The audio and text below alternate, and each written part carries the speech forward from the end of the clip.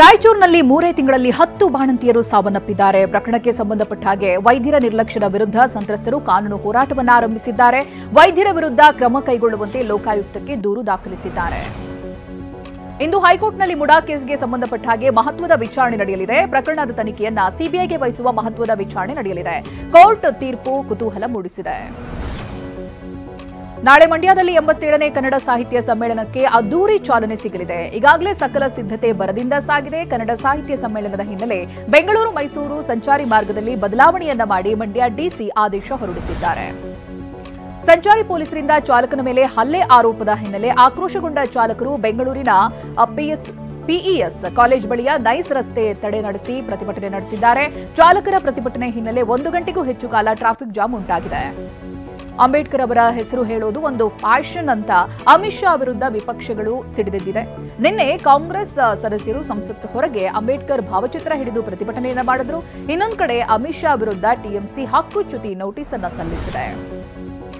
ಅಂಬೇಡ್ಕರ್ ಕುರಿತ ನನ್ನ ಹೇಳಿಕೆಯನ್ನ ಕಾಂಗ್ರೆಸ್ ತಿರುಚಿದೆ ಅಂತ ಕೇಂದ್ರ ಗೃಹ ಸಚಿವ ಅಮಿತ್ ಶಾ ಹೇಳಿದ್ದಾರೆ. ಸಂವಿಧಾನ ಶಿಲ್ಪಿ ಬಾಬಾ ಸಾಹೇಬ್ ಅಂಬೇಡ್ಕರ್ ಅವರನ್ನ ನಾನು ಕನಸಿನಲ್ಲಿಯೂ ಅವಮಾನ ಮಾಡುವುದಕ್ಕೆ ಸಾಧ್ಯ ಇಲ್ಲ. ನಾನು ಪಕ್ಷದಿಂದ ಬಂದವನು, ಆದರೆ ಕಾಂಗ್ರೆಸ್ ನನ್ನ ಹೇಳಿಕೆಯನ್ನ ತಿರುಚಿದೆ ಅಂತ ಹೇಳಿದ್ದಾರೆ. ಮುಂಬೈನ ಇಂಡಿಯಾ ಗೇಟ್ನಿಂದ ಎಲಿಫೆಂಟ್ ದ್ವೀಪದ ಬಳಿ ಬೋಟ್ಗೆ ನೌಕಾಪಡೆಯ ಬೋಟ್ ಡಿಕ್ಕಿಯಾಗಿ ದುರಂತ ಸಂಭವಿಸಿದೆ. ದುರ್ಘಟನೆಯಲ್ಲಿ 13 ಮಂದಿ ಬಲಿಯಾಗಿದ್ದು 110ಕ್ಕೂ ಹೆಚ್ಚು ಮಂದಿ ಗಾಯಗೊಂಡಿದ್ದಾರೆ. ಪ್ರಯಾಣಿಕರಿದ್ದ ಬೋಟ್ ಚಲಿಸ್ತಾ ಇದ್ದಂತ ಪ್ರದೇಶದಲ್ಲೇ ಭಾರತೀಯ ನೌಕಾಪಡೆಯ ಸ್ಪೀಡ್ ಬೋಟ್ ಎಂಜಿನ್ ಪರೀಕ್ಷೆಯನ್ನು ಮಾಡಲಾಗ್ತಾ ಇತ್ತು.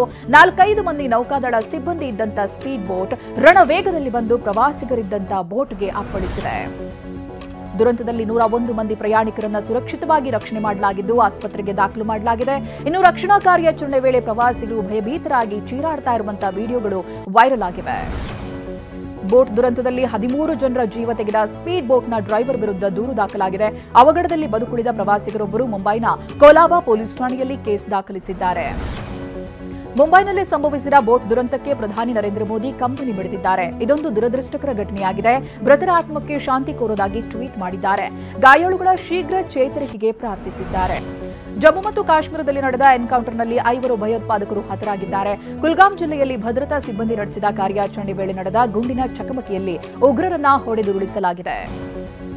ಒಂದು ದೇಶ ಒಂದು ಚುನಾವಣೆ ಮಸೂದೆ ಲೋಕಸಭೆಯಲ್ಲಿ ಮಂಡನೆಯಾಗಿದೆ. ಇದೀಗ ವಿಧೇಯಕದ ಪರಾಮರ್ಶೆಗೆ ಕೇಂದ್ರ ಸರ್ಕಾರ ಜಂಟಿ ಸಂಸದೀಯ ಸಮಿತಿಯನ್ನ ರಚಿಸಿದೆ. ಇದರಲ್ಲಿ ಸಂಸದೆ ಪ್ರಿಯಾಂಕಾ ಗಾಂಧಿ ಸೇರಿ 31 ಸಂಸದರನ್ನ ನೇಮಿಸಲಾಗಿದೆ. ಮಹಾಚಳಿಗೆ ಉತ್ತರ ಭಾರತ ತತ್ತರಿಸಿದೆ. ಅದರಲ್ಲೂ ಜಮ್ಮು ಮತ್ತು ಕಾಶ್ಮೀರದಲ್ಲಿ ತಾಪಮಾನ -5 ಡಿಗ್ರಿ ದಾಖಲಾಗಿದೆ. ಇದರ ಪರಿಣಾಮವಾಗಿ ಪ್ರಸಿದ್ಧ ದಾಲ್ ಸರೋವರ ಹೆಪ್ಪುಗಟ್ಟಿದೆ.